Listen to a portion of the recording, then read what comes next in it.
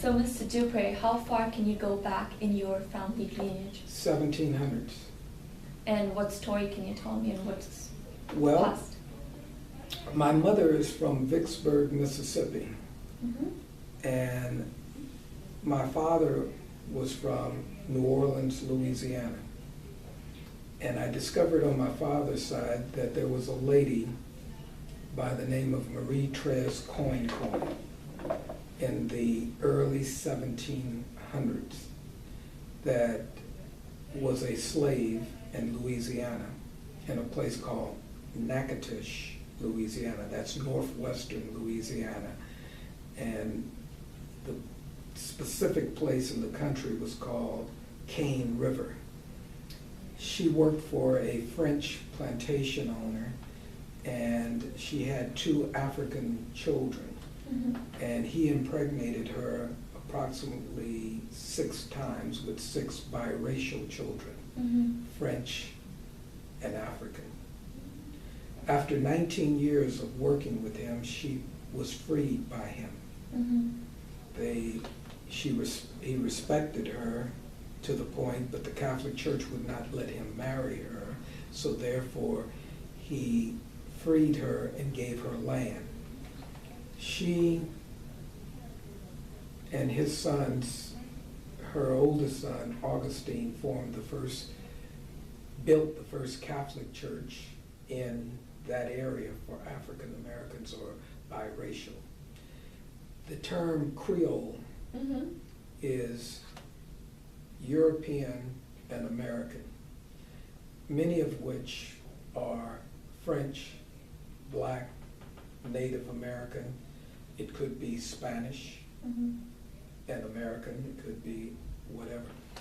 But on that side of my family, it originated there, and upon her freedom, everything that she touched turned to gold. She killed bears, Mm-hmm. and she sold the fat from the bear to farmers for lubrication of cotton gin machinery, agricultural machinery, Mhm. the lubricant. Yeah. She also grew indigo, a dye for clothes.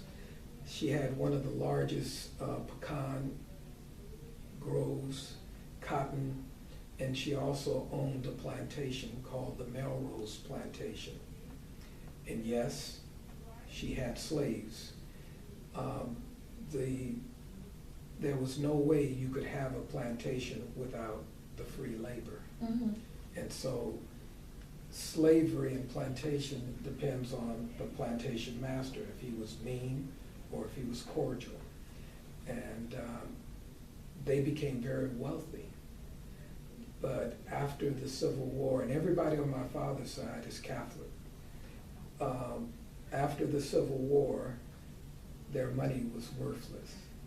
And so that's how they lost a lot of their wealth. And so I'm one of 10,000 descendants of this lady named Marie Trez Coin. And so I'm very fortunate as an African American to trace my ancestry that far back, because for many African Americans coming through the slavery institution, slaves were nothing but property. Mm-hmm.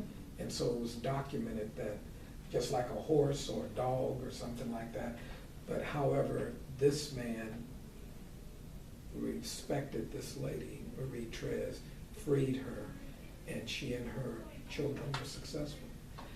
Beyonce's mother is also and Beyonce are also one of the descendants. And periodically I run into people with Louisiana ancestry that I'm related to. And so it was a very fortunate discovery. On my mother's side are more African American, but African American and Native American mixture. And I found out that our family on my mother's side originated in Carolina, either North or South Carolina, and then they migrated to Mississippi. Mm-hmm. And so many of which went into the military. I'm very proud of some cousins that are retired military. I have one cousin in Georgia. His daughter works for the Center for Disease Control, and she travels all over the world dealing with Ebola and different diseases. And I have his sister's daughter has a granddaughter that is going to the Marine Corps flight school to be a jet pilot with the United States Marine Corps, and they're paying for her education and all of that. And there are others, but those are a couple of significance, and that's some of the diversity. So I feel very proud that I can trace my ancestry. There's a book called The Forgotten Creoles of the Cane River, and that book depicts that side of the family, and even I had the privilege of going to their homecoming and visited the church, and in the back of the church is a cemetery, and I could see different family names such as Christophe, Matois, Dupre, and so that I feel very privileged to know that I can trace my ancestry to the 1700s. Okay. Thank you.